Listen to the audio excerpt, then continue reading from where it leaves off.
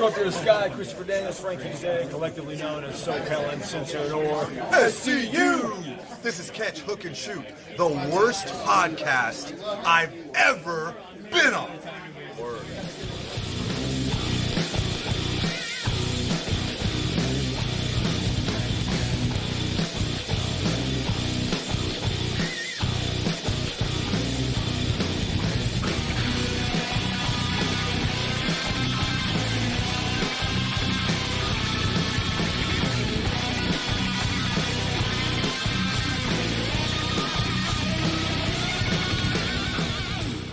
What's going on, everybody? Welcome to Catch, Hook, and Shoot, the best podcast you never heard of. My name's Tom. I am your host. Today is Sunday, April 25th, 2021. It is the day of Impact Rebellion's pay-per-view. Quite possibly the biggest non-WWE pay-per-view of the year thus far. We'll have to wait and see. But I want to thank everybody for watching, listening, and subscribing on YouTube, Podbean, Spotify, Apple Podcasts, or wherever you get your podcasts from. Make sure to check out the website, catchhookshoot.com. You can find everything about the show on there, the podcast, videos, interviews, the CHS shop where you can get all your hats and your t-shirts, including this one that I'm wearing right now, which is the Indie Cut with Charlie G map t-shirt. Head over to catchhookshoot.com/shop to check that out. Pick up a shirt, pick up a hat, support the show. Head over to patreon.com/catchhookshoot for bonus content, watch-alongs, and that kind of stuff. Make sure you're following on social media on all platforms. You can find the show at catchhookshoot. Make sure to follow on twitch.tv/catchhookshoot, where I do watch parties every now and then. I'll be putting out on social media when those are going to be happening. And head to prowrestlingtees.com/catchhookshoot for all of your t-shirts that are not available at the CHS shop. There are 5 designs there that are pretty cool, I think, since I designed them all. Of course, I think they're cool, but check those out. And you can find links to all that and more at linktree/catchhookshoot, or scan this little QR code right here in the corner if you're watching on YouTube. And if you ever want to shoot me an email, it's catchhookshoot@gmail.com. So let's dive right into everything going on in the wonderful world of pro wrestling this week, starting it all off like always with the match of the week. So this week's match of the week comes from AEW Dynamite, and it is the TNT Championship match between Darby Allin and Jungle Boy. And, you know, these are two of the guys who were somewhat lesser known when AEW first started, and you know, I said pretty much from the get-go, these are two of the guys that are going to be the future of AEW, and I think so far I've been right. You know, two of the more popular guys in AEW, fans are definitely behind them, and they put on a hell of a match this week. If you have not seen it, definitely go back and check it out.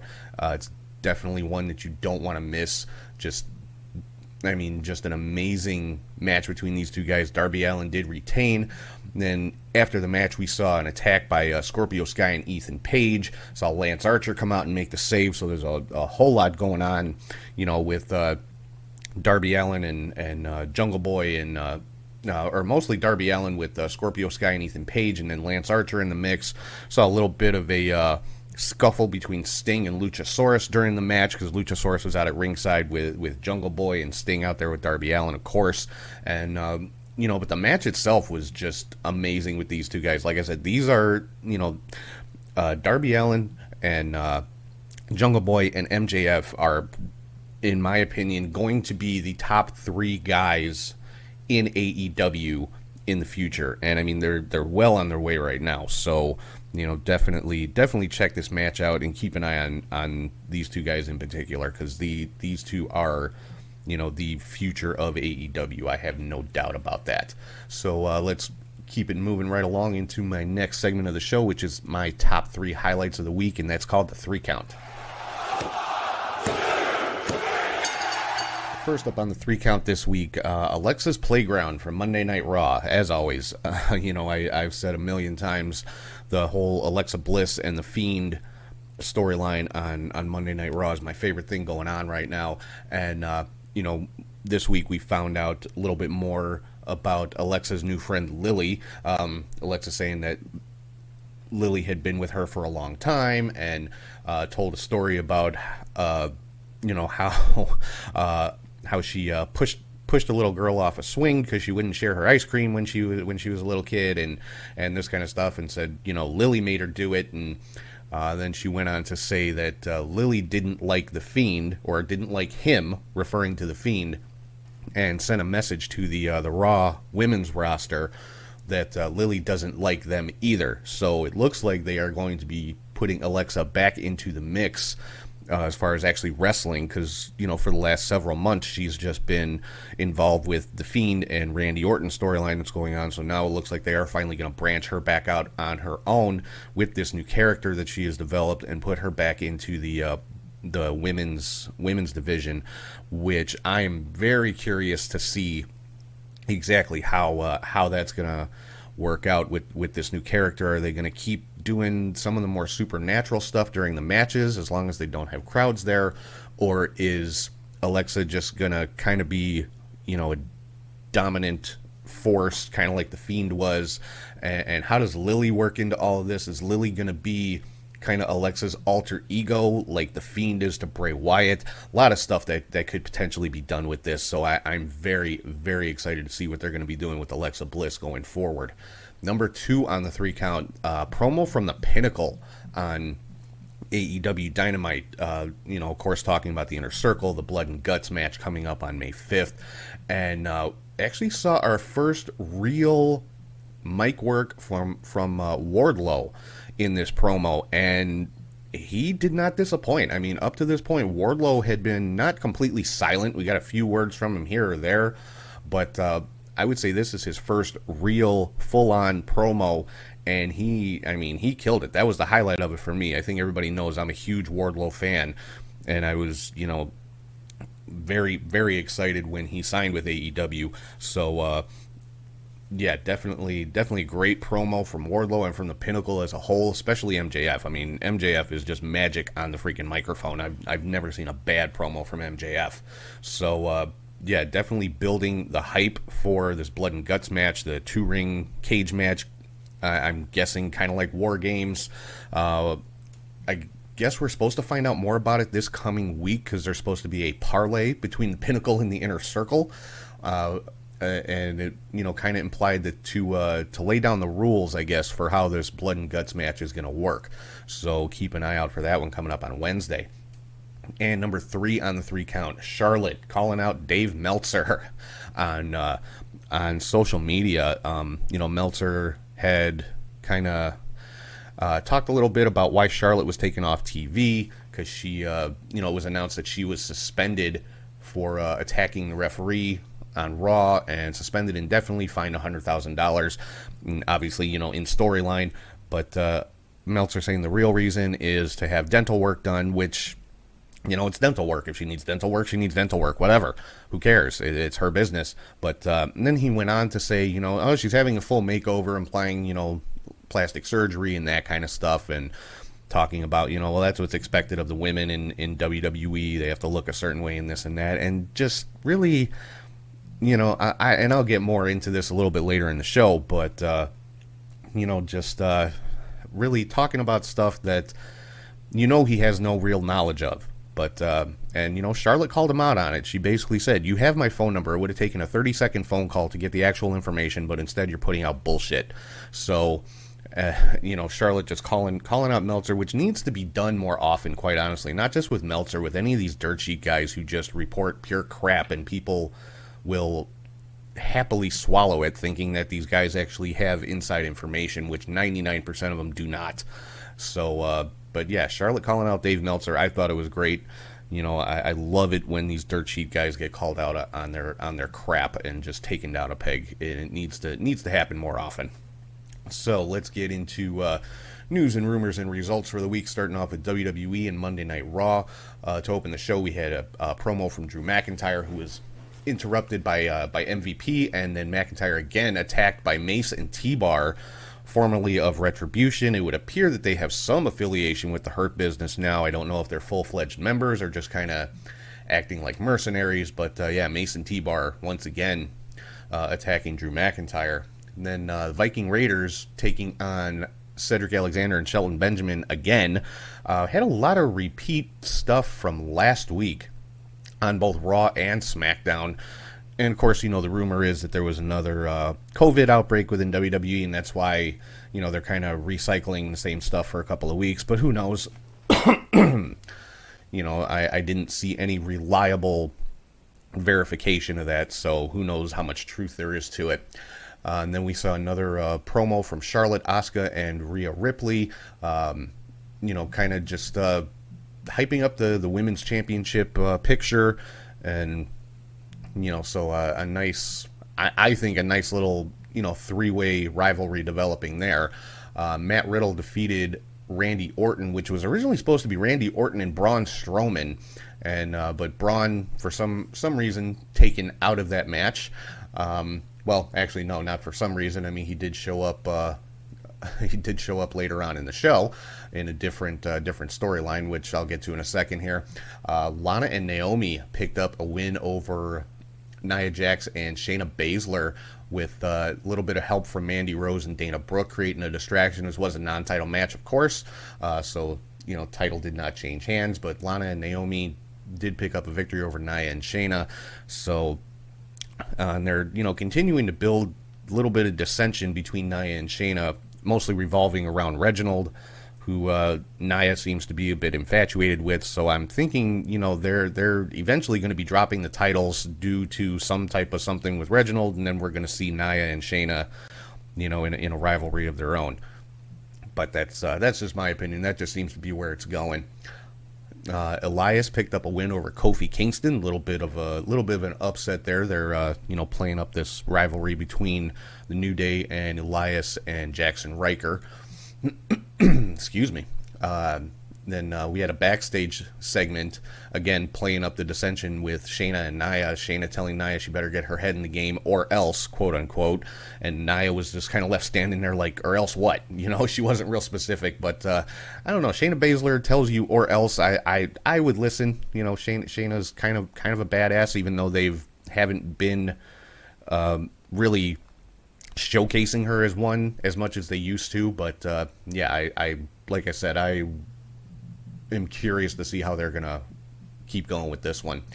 And then we had what was supposed to be originally a one-on-one match with McIntyre and I believe it was T-Bar, but it actually ended up being a tag team match with Mason T-Bar taking on Braun Strowman and Drew McIntyre. This is where Strowman showed up in the show.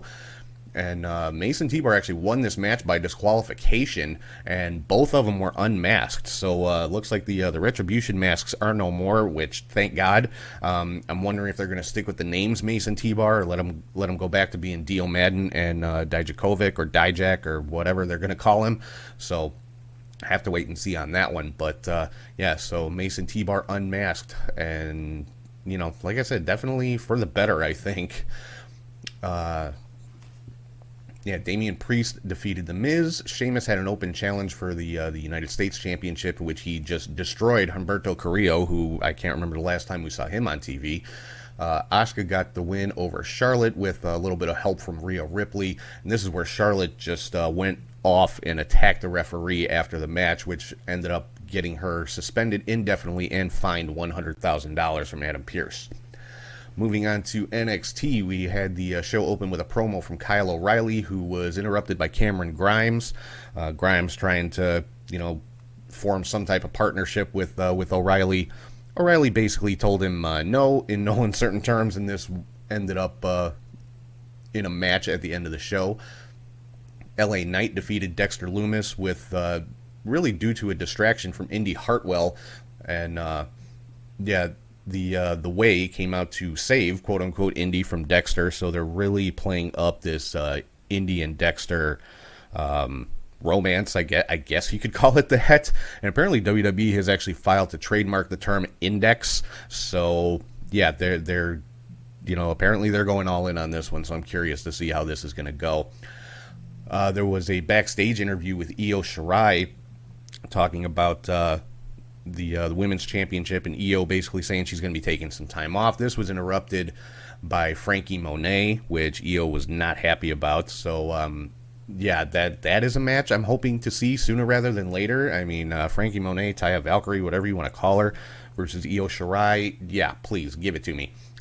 Grizzled Young Veterans defeated Breezango. We saw the debut of Saray taking on Zoe Stark. This was a damn good match between these two women.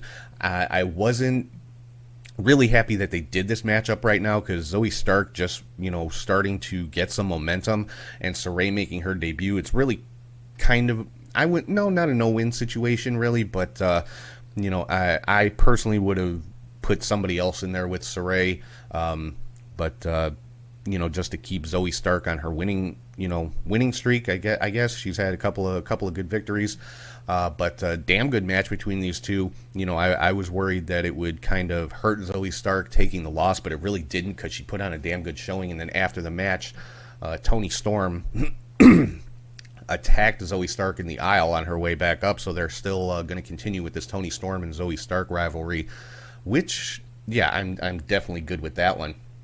Kushida retained the Cruiserweight Championship versus Oni Lorcan, and then was attacked by Legado del Fantasma after the match, and save was made by MSK, so it looks like I'm pretty sure we're going to be seeing some six-man tag team matches with Kushida and MSK taking on Legado del Fantasma, which, that should be a pretty damn good matchup. So we'll have to wait and see when that's going to come up. Imperium gets the win over Everrise, and during the match we saw Killian Dane come out and confront Alexander Wolf outside the ring, and then while that was going on, Drake Maverick came out and just kind of punched Wolf in the face and was carried off by Killian Dane. Didn't really break down into anything more than that. But I'll say it again. I think we are going to see Killian Dane at some point joining Imperium, which I think it is a good move, because Killian Dane really should be in a more prominent position. Nothing against Drake Maverick. It's an odd pairing as far as a tag team, and for a guy the size and with the size and the intensity of Killian Dane to be put in kind of a comedy act, I don't know. It seems like a waste to me. It's not my favorite thing going on in NXT right now. And then in the main event, Kyle O'Reilly got the victory over Cameron Grimes to end the show. And apparently we're going to be seeing Adam Cole making his return to NXT this coming week, so that should be interesting. I'm interested to see if they're going to continue the rivalry with Kyle O'Reilly and Adam Cole.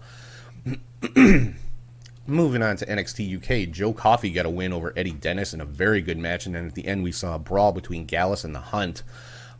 Mustache Mountain coming back together to pick up a win over Noam Dar and Shah Samuels in another really good match. NXT UK, I've said it over and over again, has just very, very good wrestling. Moving on to SmackDown, right at the top of the show, we saw a promo between Cesaro and Seth Rollins. This was interrupted by Jey Uso and Daniel Bryan and Roman Reigns, and Daniel Bryan basically saying that Cesaro deserves a Universal Championship match and really kind of campaigning for him to get it. Ended up in a tag team match, Bryan and Cesaro getting the win over Uso and Seth Rollins. Seth Rollins just kind of walked out in the middle of the match and left Uso on his own. And then after the match, again, Daniel Bryan on the microphone really campaigning for Cesaro to get a Universal title match, calling out Roman Reigns, who never came out, and Jey Uso ended up taking, I don't know how many giant swings from Cesaro during this time. So pretty good little segment. But I mean, this whole opening segment, from the promo to the match to the promo after the match, was almost half the show. So again, it appears WWE is working a little bit short-staffed just because of the limited number of talent being used and how long some of these segments are going. Tamina got a win over Nia Jax. Again, playing up the Reginald angle, causing some problems between Nia and Shayna. Apollo Crews retained the Intercontinental title against Kevin Owens with some help from his new bodyguard, I guess you could call it, Commander Aziz, former Dabba-Kato or Babatunde. But big 7-foot monster in his corner. And then after the match, Cruz was being interviewed backstage and was attacked by Big E. So Big E, really still going after Apollo Crews, wanting his rematch for the Intercontinental title. And we finally saw something from Aleister Black. Saw a vignette of him, so he will be making his return, and it looks like he's going to be in a pretty good spot when he comes back. It was a very good vignette. Definitely go back and check it out. Looks like they're kind of taking him back to, what he was supposed to be originally, character-wise. So I'm excited to see Aleister Black back in the ring. He's been out for way too long, so I can't wait to see that one. We saw Bayley cutting a promo on Bianca Belair backstage, and they've got a match set for Backlash for the Smackdown Women's Championship. And Bayley was interrupted by Montez Ford, who had Bianca on the phone because she wasn't at the Thunderdome.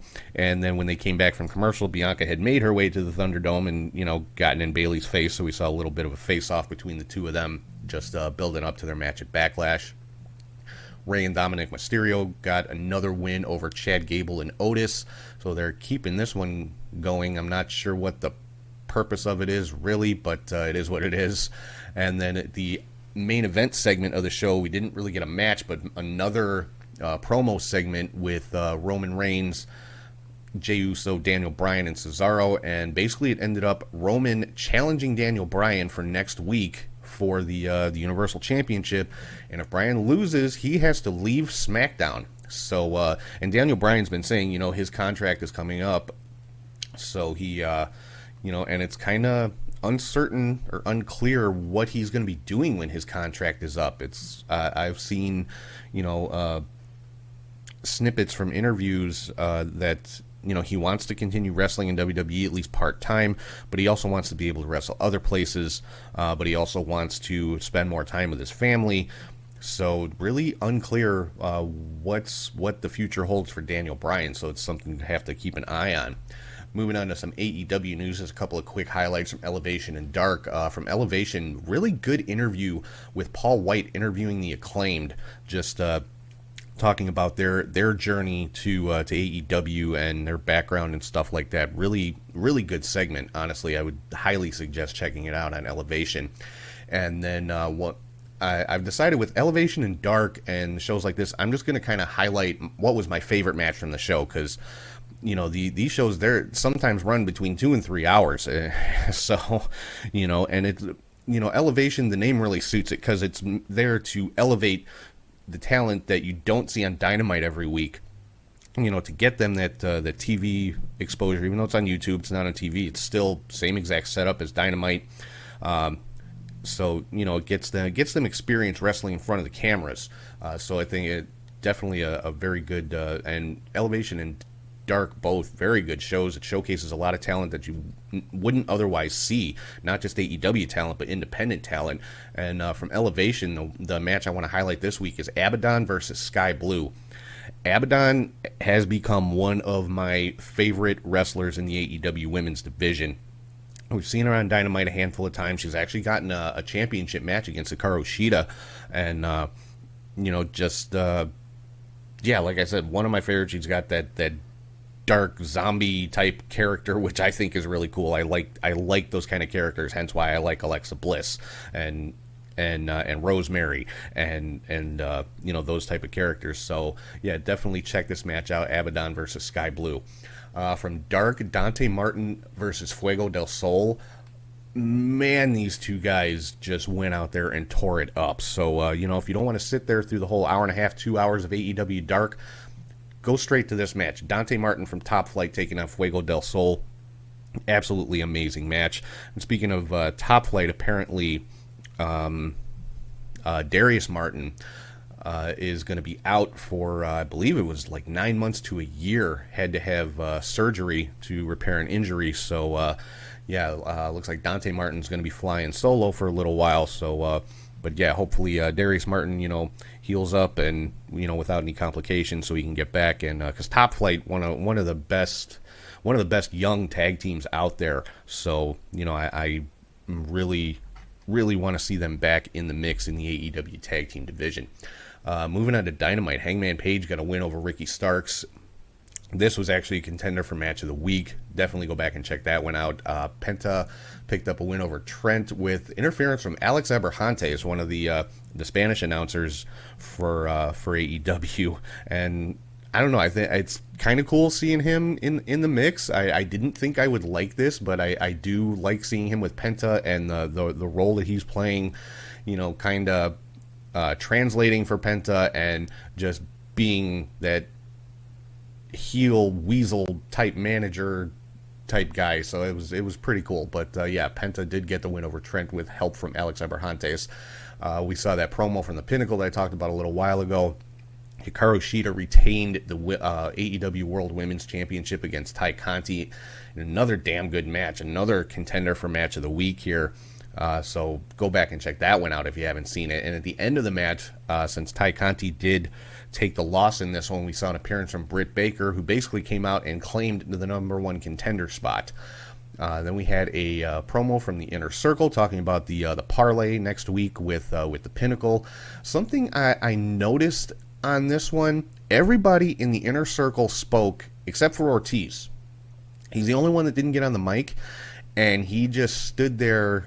You know, the expression on his face never changed. He was very stoic, and usually Ortiz is the one who's really like animated and out there and just kind of over the top sometimes. And he just stood there stone-faced and silent through this whole promo with the Inner Circle. Don't know if that means anything. Don't know. I'm not saying, you know, he's going to be turning on the Inner Circle. I hope not, because Santana and Ortiz, one of the best damn tag teams in wrestling right now. I don't see AEW splitting them like WWE probably would. But I just thought that was interesting, and something caught my eye. He was just, like I said, stood there just stone-faced and silent through this whole promo.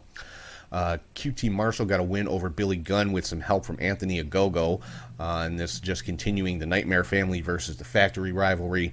Didn't see Cody on Dynamite this week, kind of conspicuous by his absence, but then we did see Dustin Rhodes make the save for Billy Gunn, and a really cool spot at the end of this match when the brawl kind of broke out.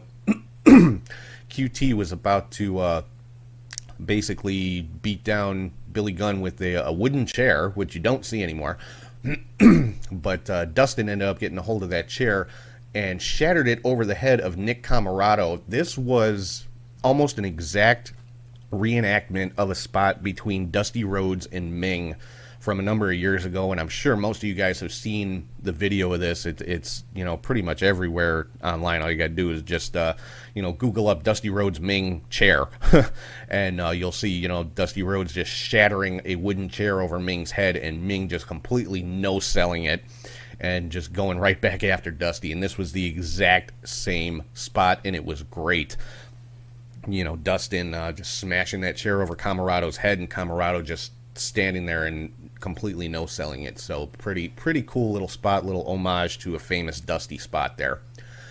We saw a promo from the Elite from their trailer at outside Daly's place. And while Kenny Omega was talking, somebody outside the trailer was honking their horn really loud and distracting them. Turns out it was John Moxley and Eddie Kingston in a pickup truck, which they smashed into the Elite's trailer. Tried to go in looking for him, but the Elite was gone already, so they just kind of smashed up the trailer a little bit. So this was a cool little segment there. Christian got the win over Powerhouse Hobbs in another really good match, and this is continuing the rivalry between Christian and Team Taz. And then we had the main event, Darby Allin retaining against Jungle Boy. Again, go back and watch this match. Fantastic match between these two guys. Darby Allin retaining the TNT Championship. Moving on to Impact Wrestling. Impact this week was all about building up to Rebellion. We saw a lot of videos from Sami Callihan and Trey Miguel building up to their match. A lot of stuff building for Swan versus Omega in the title unification match for the AEW, Impact, and TNA World titles. And, the different wrestlers giving their predictions for this match. So the build to this match is very, very good. Then we saw an in-ring promo from Rich Swann with Kenny Omega up on the big screen. At the end of this, we saw Moose come out. Moose, of course, the former TNA champion, who Rich Swann won that title from. He wishes Swann luck in the match and then warns him he better not lose. So I think we're going to be seeing some more Moose versus Rich Swann in the future. And then Jordan Grace's tag team partner was revealed for Rebellion coming up. I had said last week I thought it could possibly be Taylor Wilde. Turns out it was going to be Rachel Ellering, which, this it was originally a match going on between Jordan Grace and Kiera Hogan. No, it was Tasha Steelz. I'm sorry.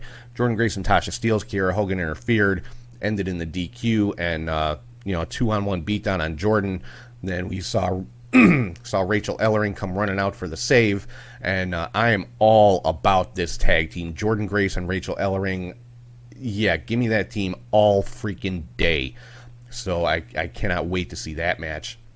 Eric Young got a win over Eddie Edwards, and this just broke down into an 8-man brawl, with, again, leading to the 8-man tag team match on Rebellion coming up tonight. And also an interesting note from this past week, Mauro Ranallo is going to be doing commentary for the main event of Rebellion, the Kenny Omega versus Rich Swann match. So I don't know if this is just a one-off or if Mauro is going to be doing more work for Impact going forward, but it'll be cool to see him back calling some wrestling again. And another rumor that I just read today, this is from Gary Cassidy at Inside the Ropes. Kaz XL, or formerly known as Big Cass in WWE, is set to make his Impact debut possibly as early as tonight. So keep an eye out for that. Are we gonna see Big Cass somehow making an appearance on Rebellion tonight? Moving to some MLW news, we found out MLW is going to be coming to Vice TV this spring, so that's pretty cool. Same network where Dark Side of the Ring is shown. So, a little bit larger platform for MLW. So they are continuing to grow and get some more national exposure, which is great because MLW has some great talent and they put on some great matches.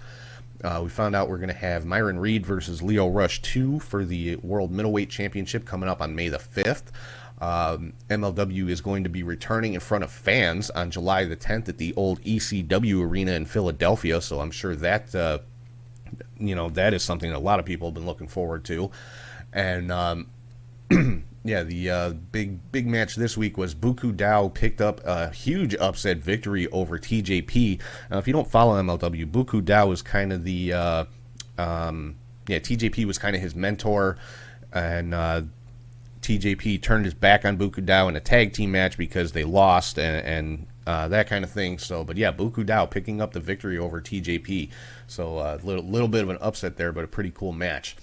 Some Ring of Honor news. Their 500th episode, TV episode, was this week, and it was two great classic Ring of Honor matches. First was for the Pure Championship, Jonathan Gresham retaining against Jay Lethal, two members of the Foundation, and my God, this match was amazing. Just, I mean, when they say pure wrestling, this is what they're talking about. So I've said it many times about Ring of Honor's Pure Division. If you love mat-based, ground-based, submission-style wrestling, you gotta watch Ring of Honor. Just watch one Pure Division match and make it this one. Gresham versus Lethal from this week. This match was everything that a pure wrestling match should be. It was freaking amazing, and Jonathan Gresham did retain. And then the second match of the week, Mark Briscoe versus Jay Briscoe, the Briscoe brothers going after each other. And Mark Briscoe actually won the match by countout, which a little bit of a surprise, getting a countout in Ring of Honor, because they actually have a 20 count outside the ring, kind of like New Japan. But Mark Briscoe defeating Jay Briscoe by countout. A little bit of New Japan news. Filthy Tom Lawler wins the New Japan USA Cup as well as the Strong Openweight Championship. So, brand new champion crowned for that brand new championship title in New Japan. Some NWA stuff. Tyrus is the new number one contender for the TV championship, so he'll be getting a match against the Pope D'Angelo De Niro or Elijah Burke or whatever you want to call him, whatever he's going by these days. So he will be getting, Tyrus will be getting a TV title match. And we saw Trevor Murdoch get just beaten down by Strictly Business. Trevor Murdoch really, making a push for the World Heavyweight Championship, which is currently held by Nick Aldis. So let's get into the big news going on this week, which is Impact's Rebellion pay-per-view happening tonight, and some really good matches lined up. So let's go through the card here. Fire and Flava, Kiera Hogan and Tasha Steelz defending the Impact Knockouts Tag Team Championship against Jordynne Grace and Rachel Ellering. I'm picking Jordan and Rachel in this one. I think we are going to see new Knockouts Tag Team Champions, and like I said, Jordynne Grace and Rachel Ellering is one hell of a tag team. I mean, that's just pure power. And honestly, these two, I think just from a fan's perspective, I think they fit together so well. I mean, they need a name. They need a tag team name, Jordan Grace and Rachel Ellering. So hopefully that'll be coming soon. But yeah, Jordan and Rachel is my pick for your new Impact tag team champions. And we've got an 8-man tag team match. Chris Sabin, Eddie Edwards, James Storm, and Willie Mack taking on Violent by Design, Eric Young, Cody Deaner, Joe Doring, and Rhino. Now, Eric Young was injured during the TV tapings. Believe it was an ACL tear. So I don't know if he will actually be in this match. So if he's not, I'm wondering are they going to replace him? Are they going to make it a 6-man match and have, just have one of the other 4 guys just at ringside? Or how is this going to work? But, yeah, I don't know. I got to go with Violent by Design on this. They're pushing these guys so hard and building them up to be like the top heels in the company right now. So I got to go with Violent by Design for this one. Then we've got a last man standing match between Trey Miguel and Sami Callihan. Lot of hype around Trey choosing to stay with Impact rather than going to WWE with the other 2 Rascals. So I'm picking Trey Miguel in this one to get the victory over Sami Callihan. And we've got a singles match. Matt Cardona taking on Brian Myers, former tag team partners. You know what? I'm going with Brian Myers in this one. I just think he's kind of had the upper hand in this rivalry so far, and I think they're going to carry it on for a little while, so I'm sure Cardona will get the victory back at some point, but I'm going with Brian Myers in this match. And then we've got a three-way match for the X Division title. Ace Austin taking on Josh Alexander and TJP. Of course, Ace Austin, the current champion. You know what? I think it's time for Josh Alexander to have a singles title. So I'm picking Josh Alexander to get the victory in this match. And then for the Knockouts Championship, Deonna Purrazzo defending against Tenille Dashwood. I'm picking Deonna Purrazzo in this one. And I think this may be where we see the re-debut of Taylor Wilde, because they've been showing the vignettes and saying she's going to be debuting in April. Well, if she doesn't debut tonight, then she's got to debut on Thursday. So, but I think they may throw her right into the championship mix. So if she's going to debut tonight, I think this is where we see it sometime either during or after the Knockouts championship match with Deonna and Tenille. So, but I am picking Deonna Purrazzo to win this one. And then for the Impact World Tag Team Championships, FinJuice returning from Japan and defending against the Good Brothers.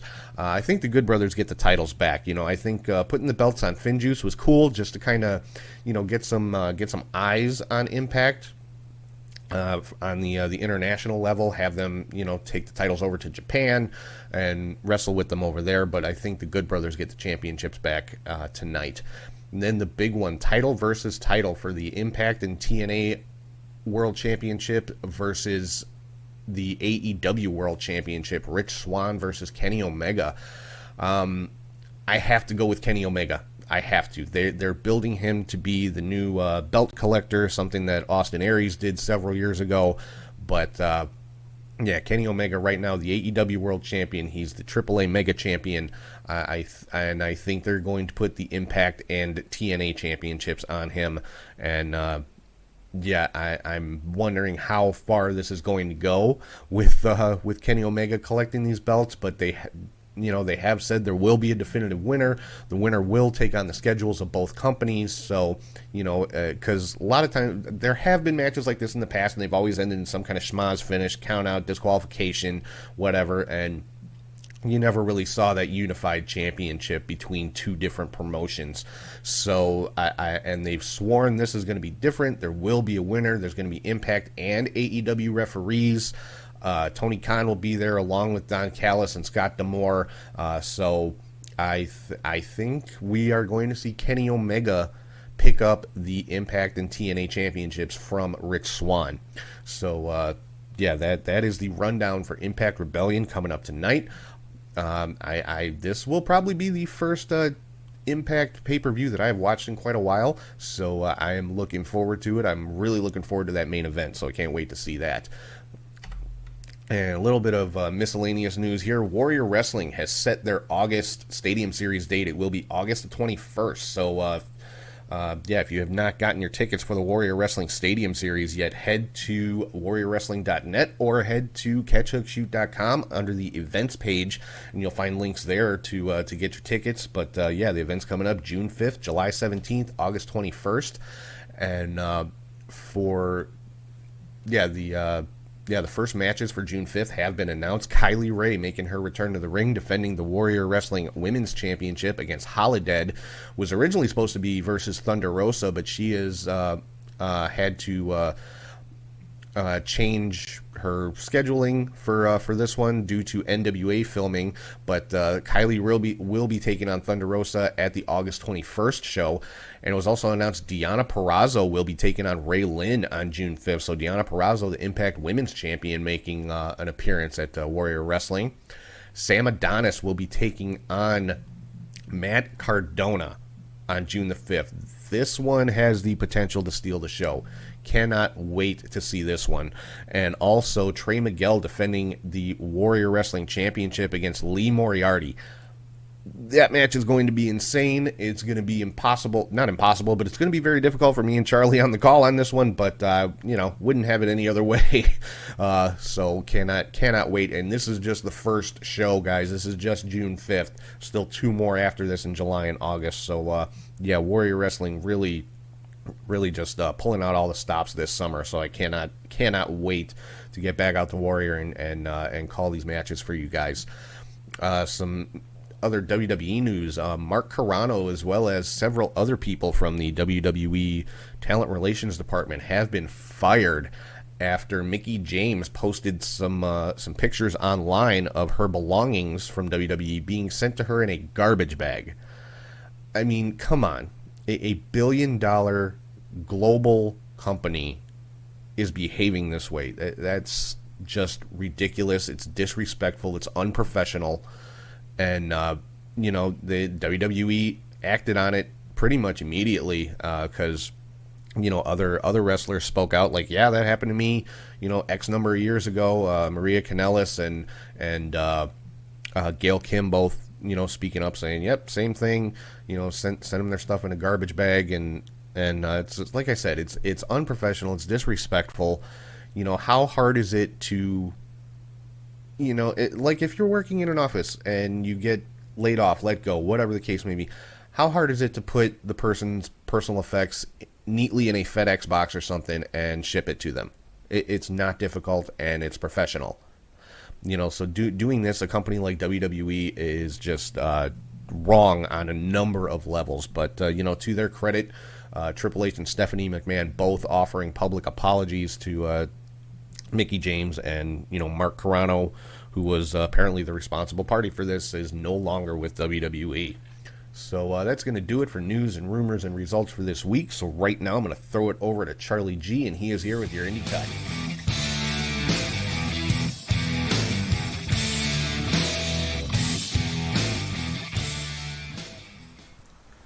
Thank you, Tom, and hey there, wrestling friends. I am Charlie G with this week's heavily edited Indie Cut. There was a lot of wrestling action, so I left a few shows out. So let's begin with Friday, April 16th. Wrestling for a Cause, the fight for Grayson, Day 1. For their WFC Prime Time title, they had first round tournament matches. Mostly Tommy Dean defeated Sameda, and Cruz defeated Alan Jefferson. For their WFC Hometown Heroes title, champion Dmitry Alexandrov defeated Richie Adams. And for their WFC Heavyweight title, champion Alex Royal defeated Tino Valentino. Down to Unified Wrestling Oklahoma in Bethlehem, Oklahoma. For their EPW Internet Television title, Father Page defeated champion Shadow Gemini to become new champion. Over to Pro Wrestling Trinity Cup Day 1 from Piedmont, Alabama. They had 4 Trinity Cup first round matches, pretty much 8 trios tag matches, so no need to say all those names. For the PSW tag titles, however, Jay Too Strong and Proc Johnson defeated champions Ace Haven and Damian Seratone to become new champions there. Down to CMLL, of course, in Mexico, Mephisto and Valente, there you go, defeated El Serrano Jr. and Virus. And Angel de Ora defeated Negro Casas. They're getting ready for their anniversary show later today. There was also a Welcome to My Barrio show, also in Mexico. I edited out all those names. On to Saturday, April 17th. Stardom Cinderella Tour in Takasaki. Another fine show for what I was able to see, since my computer is being a little bit of a punk lately. Mina Shirakawa defeated Lady C. Tam Nakano and Unagi Sayaka defeated Konami and Rina. Himeka, Maika, and Atsupoi defeated Hina, Saya Kamatani, and Utami Hashita. Julia and Siri took on Azumi and Momo Watanabe to a 15-minute draw. And Fukigen Death, Natsuka Toro, and Ruaka defeated Hanan, Mayu Iwatani, and Starlight Kid. As I said, interesting, fun show, good show, of course. You can't beat Stardom right now. They're probably like the best thing going. To J Stage Pro Wrestling in Japan.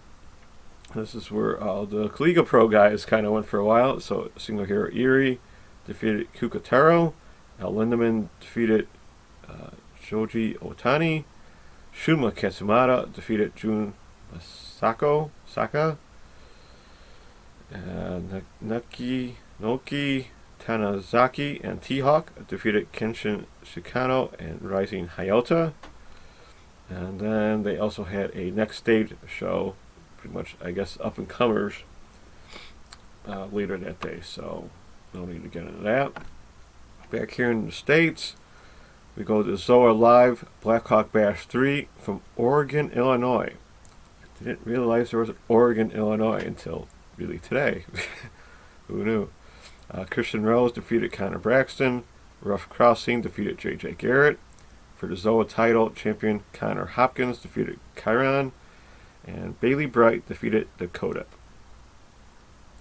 So I'm sure that show was just fine right there. Down to Wrestling United from Franklin, Georgia.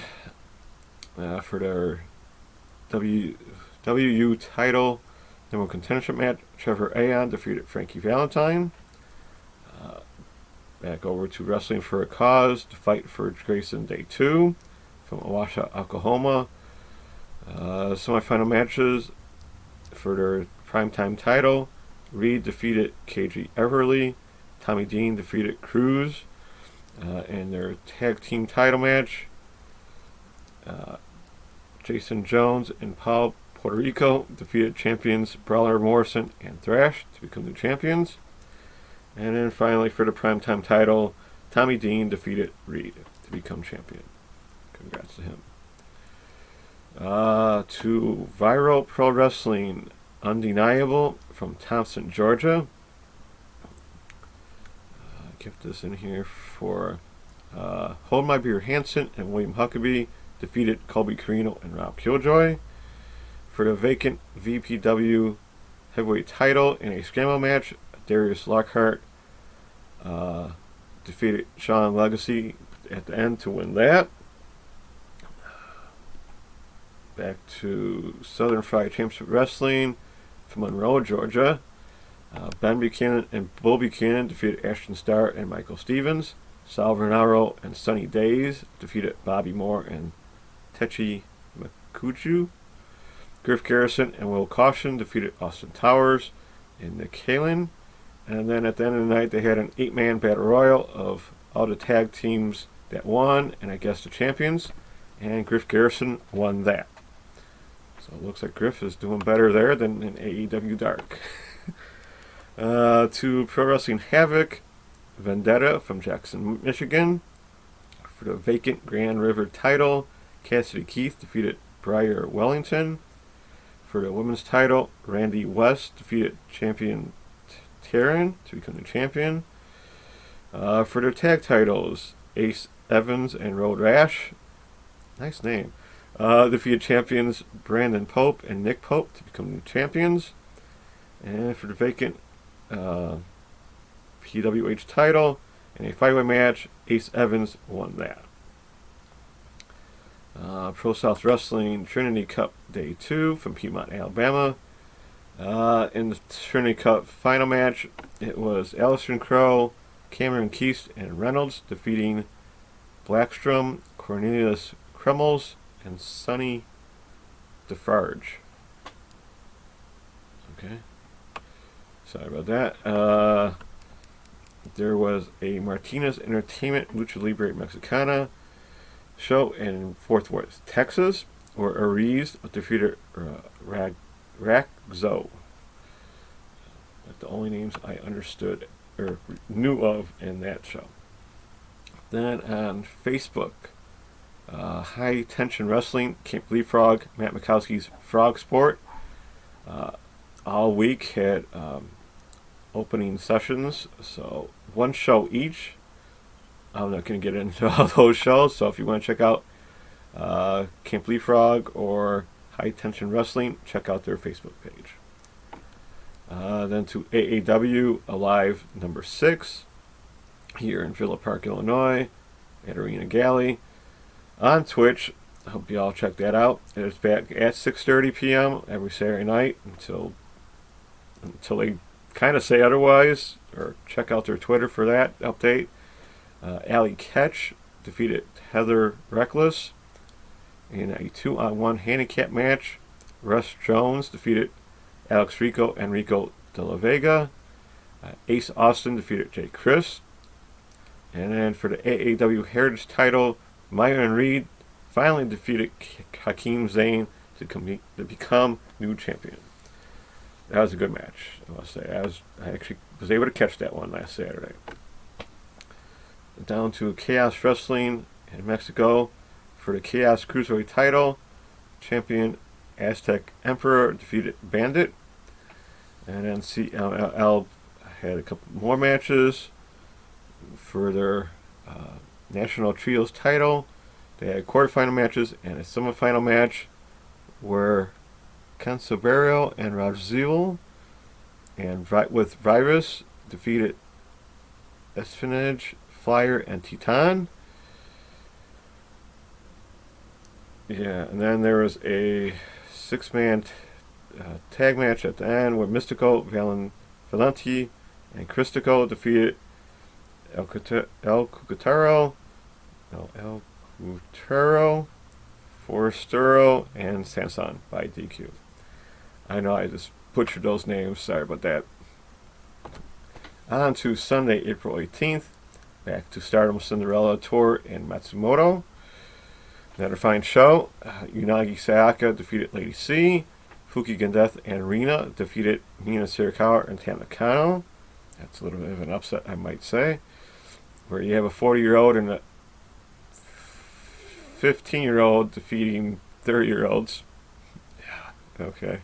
Himeka and Siri defeated Hina and Utami Hashita.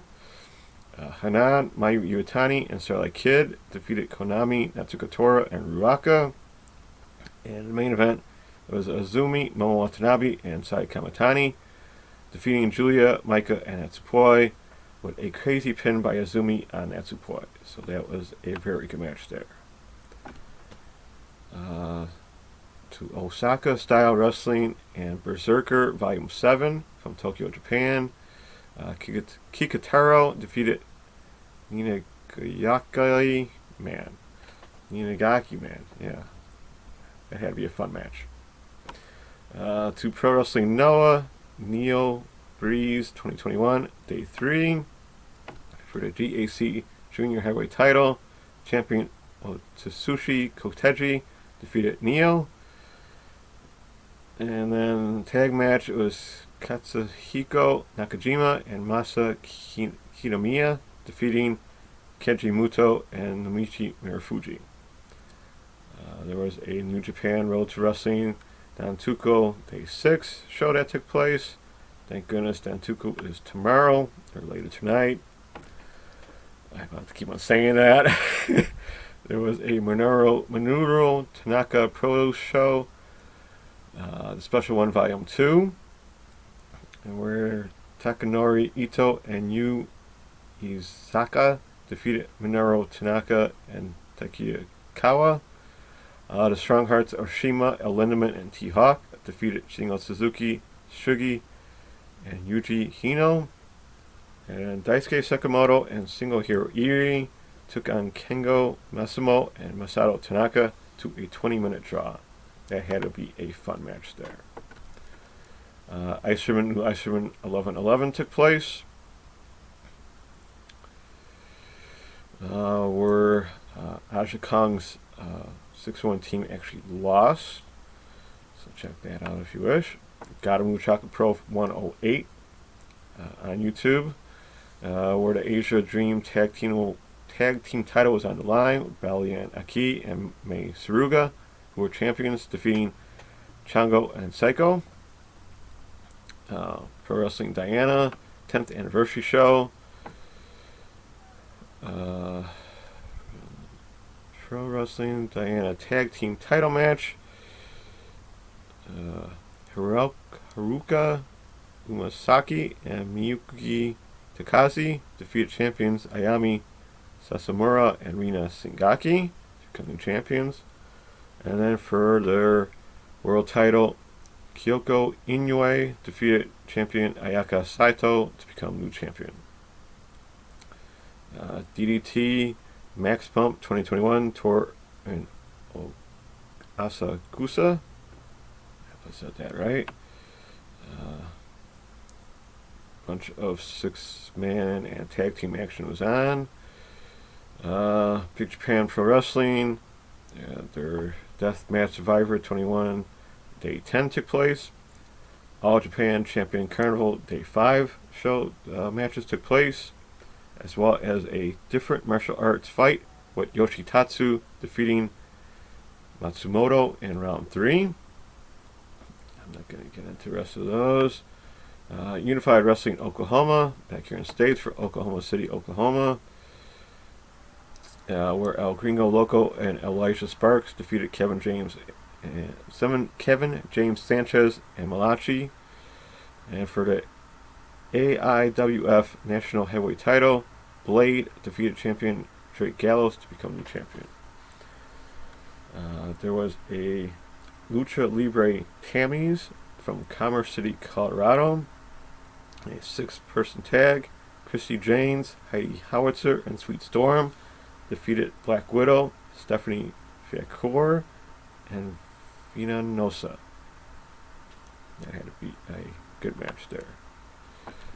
To Global Syndicate Wrestling, High Voltage number 3 from Ridgefield Park, New Jersey. Excuse me. Lady Frost defeated Johnny Kai. Robert Mortar defeated Yoya. For the Soul of Syndicate title, champion Masa Slamovich defeated Vicious Vicky.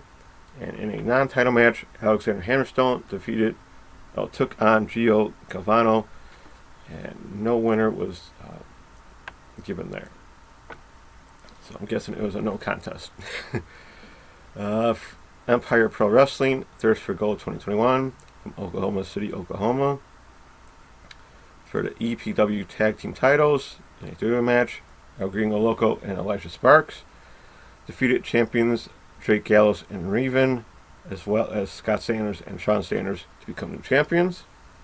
So El Gringo Loco is actually a tag team champion. Congrats to him.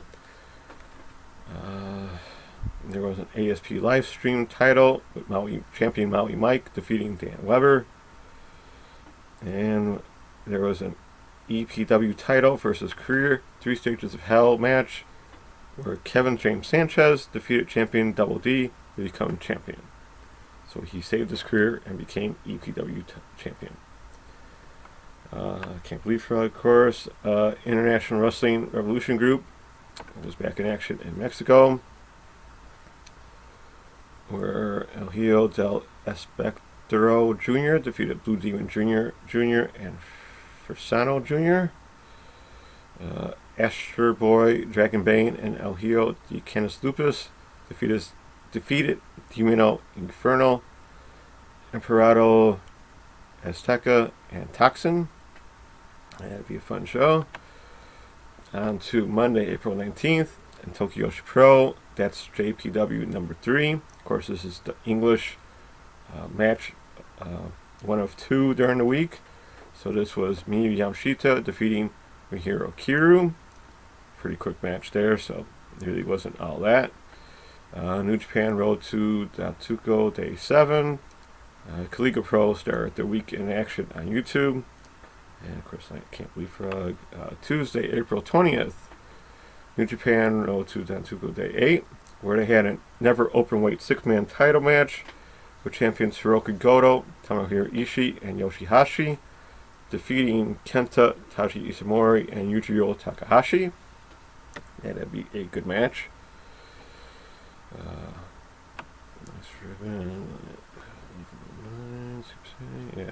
Kaliga Pro, Can't Believe Frog. Ohio Valley Wrestling TV, 11:32 took place. New Studio Wars 15, Spring Slam of Northeast Wrestling from Connecticut, where the new heavyweight title, no DQ match, took place, where champion Dan Moff defeated Sean Donovan. New South Pro Wrestling, South Action Class 32 took place from Haynesville, Alabama. For the New South title, champion Derek Neal defeated Kevin Ryan. Mike Bennett defeated Danhausen. Okay, not in Myhausen. Yeah, so that's nice to see those two in action elsewhere. And then a Pick Your Poison match, Brett Eisen defeated Jaden Newman. To Heavy Metal Wrestling, Mall Madness, number 4 from San Antonio, Texas. For the Undisputed title, champion Jay Serious defeated Izzy James, and ACH defeated Matthew Palmer. Absolute Intent Wrestling was back in action for Go For Broke number 3 in Cleveland, Ohio, where Eric Taylor and Mike Montgomery with the Duke defeated PB Smooth, Trey Lamar, and Jocelyn Navarro. CMLL was back in action on Tuesday with their Glamour Tuesday, where they had a trios title tournament quarterfinal matches, as well as a FLLM Masters title best to Sioux Falls, where champion El Santanico defeated Blue Panther. So CMLL seems to be back in action more and more, which is pretty nice to see. On to Wednesday, April 21st, Ace Peace Party 72 took place with more League A and B block matches. DDT Max Bump 2021 Tour and Degata took place. For the KO'd D tag titles, champion Hiroshima and Yuji Okabayashi defeated Jun Yakiyama and Makazu Oishi. Kaliga Pro, of course. Coventry Pro Wrestling, Next Gen Moonlight number 16 from Coventry, West Midlands, England.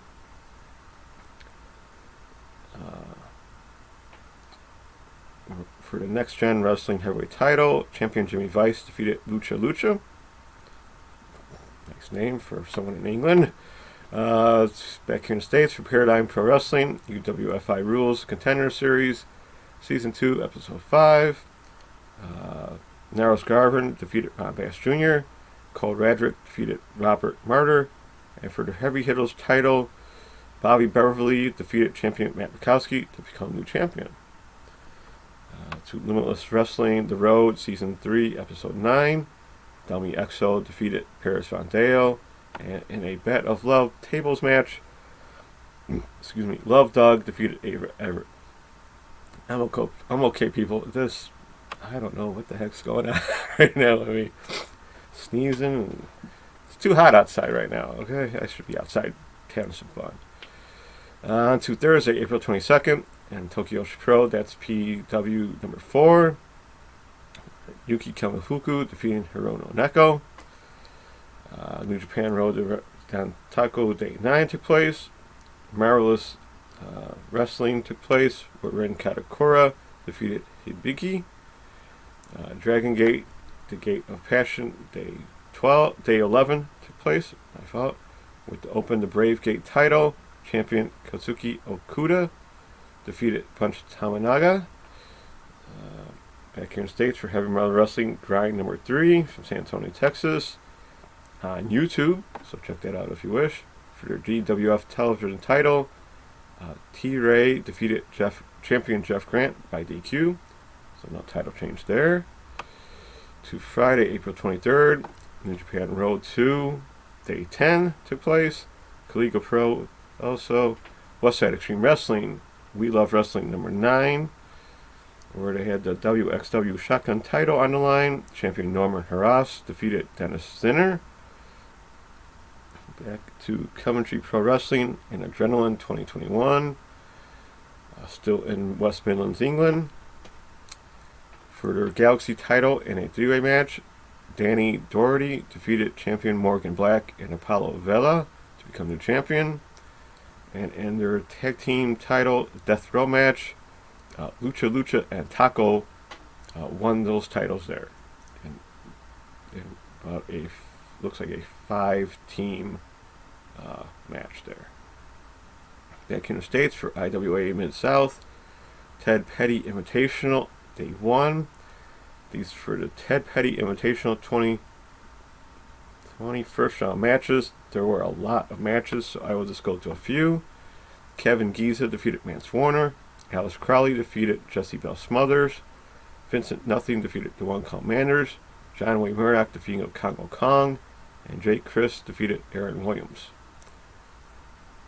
That's right. New Japan Strong, number 37.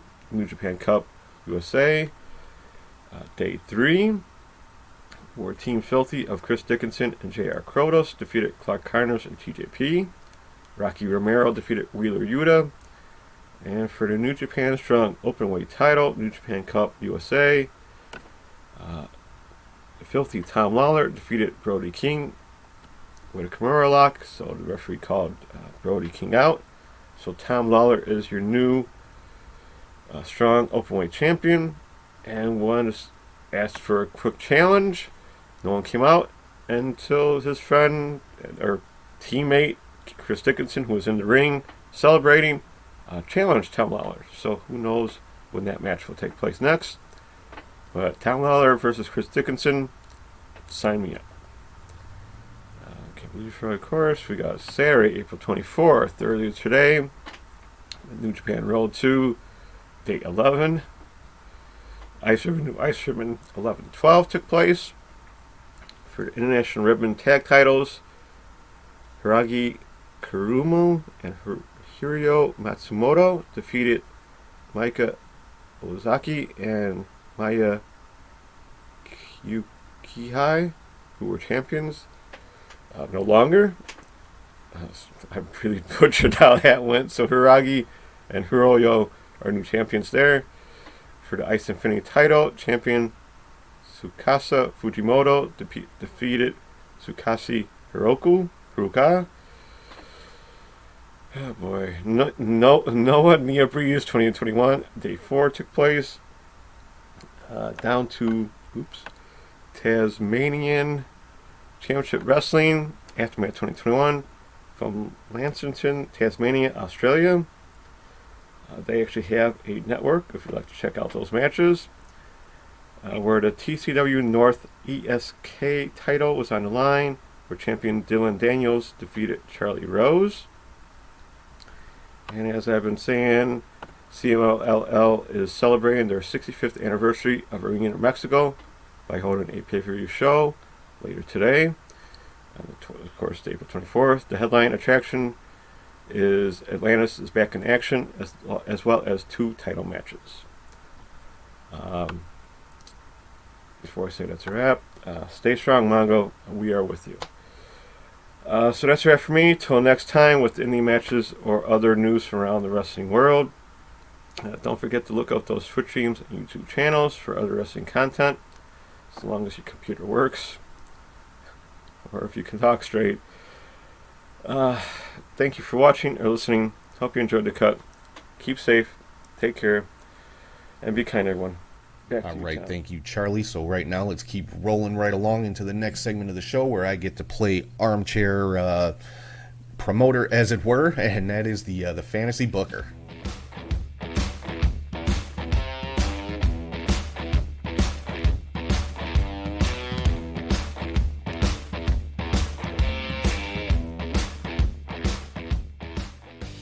So this week's fantasy booker, kind of building off of the Kenny Omega and Rich Swann match, and Omega being the belt collector now, as it were.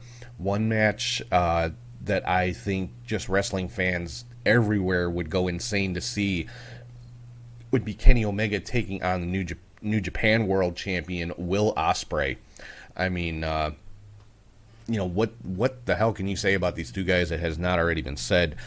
Probably, arguably, the two best wrestlers in the world right now, and it's my opinion, by the time it's all said and done, Kenny Omega going to be the AEW champion, AAA champion, and Impact champion, and put him up against the New Japan World Champion. So this is one I think would draw a lot of eyes, would get a lot of attention, sell a lot of tickets, a lot of pay-per-view buys. Whether it takes place in New Japan or AEW, I don't think it matters, because it would be huge for both companies.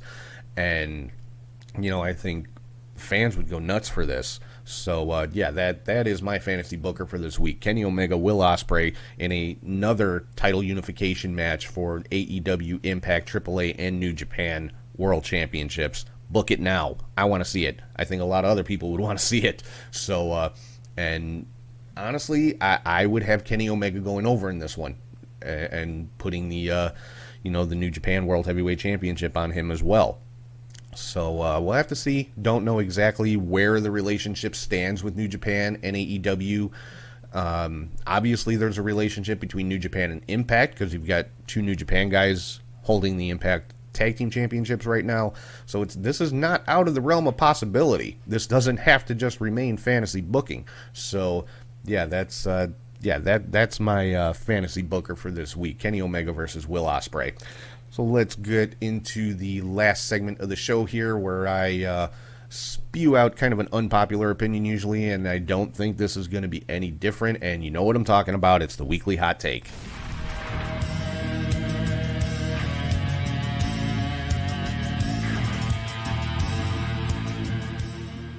To steal a line from Eric Bischoff here, fuck Dave Meltzer. That's my hot take for this week. Fuck Dave Meltzer and any of these other dirt sheet, tabloid, quote-unquote journalists. Okay, I'm sorry. I know Meltzer's been around for a long time. He's got friends in the business, but you know what? I think half the time those people feed him false information just to make him look like an idiot, and it works. I talked earlier about the crap that he was saying about Charlotte, and Charlotte calling him out. This is the same thing that pretty much happened to Brad Shepard, who I always referred to as old BS, a couple years ago. Got him just completely run out of the wrestling journalism business. Not like he was ever really a journalist. He's still not. The guy goes from being a wrestling journalist to now a political commentator, and he's just as bad at that. But that's enough. That's enough talking about old BS. He gets no time on this show. But Meltzer, I don't know why people put him on such a pedestal. He's a fan. That's it. That's all he's ever been. That's all he ever will be. He's not in the wrestling business. He's a fan. Does he have friends in the business? Yeah. Do some give him information? Yeah, I'm sure they do. Do some feed him complete bullshit to make him look like an asshole? Yes, they do. Guaranteed it happens. And it works, because he constantly looks like a freaking moron, and his star system is such garbage. People put so much stock into 5-star matches, 7-star matches. Who cares? It's one guy's opinion. I'm sorry, that's all it is. It's Meltzer's opinion. And people love to poke fun at him. If it was in the Tokyo Dome, it would have been 14 stars. And it's true, though. But again, he's a fan. It's his opinion, because that is his preferred style of wrestling that he enjoys, is the Japanese style. So that's why New Japan matches get so many 5-star ratings and stuff like that. And he's got his favorite guys too, which is why you see Kenny Omega getting 6 and 7 stars, and Kazuchika Okada and that kind of thing, which is fine. I'm not saying he's not entitled to his opinion, but that's all it is an opinion. It's one person's opinion. Is it an educated opinion? Kinda, but it's still just based on what he likes, So anything Meltzer says you got to take with a grain of salt, and pretty much assume until you see it confirmed either on TV or by the actual person or company that is talking about, assume it's a freaking lie, because the guy has been wrong so much over the years, and of course it's always, oh, plans changed. Fuck Dave Meltzer. Okay, I'm sorry, he's crap. He's a fan. He's not an expert. He's not an insider. He's a fan. Period. He's a fan with a big platform and a big following, but a fan nonetheless. So, it is what it is. That's the weekly hot take for this week. Fuck Dave Meltzer, I'll say it again. So that is going to wrap things up for this week. Again, want to thank everybody for watching, listening, and subscribing on YouTube, Podbean, Spotify, or wherever you get your podcasts from. Make sure to follow on social media on all platforms. You can find the show at Catch Hook Shoot. Head to catchhookshoot.com where you can find everything about the show, the videos, the podcast, the store, all that kind of good stuff. Make sure you're to check out patreon.com/catchhookshoot for bonus content, twitch.tv/catchhookshoot for watch parties I'll be doing here, there, and yon. Keep an eye on social media for those. ProWrestlingTees.com/catchhookshoot for your t-shirts, and you can find all that and more at linktree/catchhookshoot, or scan the QR code right here in the corner. And if you ever want to shoot me an email, it's catchhookshoot@gmail.com. Next week, I'll be back with all the results from Impact's Rebellion taking place tonight. So, yeah, definitely check that one out. Can't wait to see that main event as well as some of the other matches on this card. It's going to be a great show. So, like I said, it'll probably be the first Impact pay-per-view that I've watched in quite a little while. So, should be pretty cool. So, again, thank you to everybody. Hope everyone has a great week. Enjoy all the wrestling coming up this week, and I will talk to you guys soon.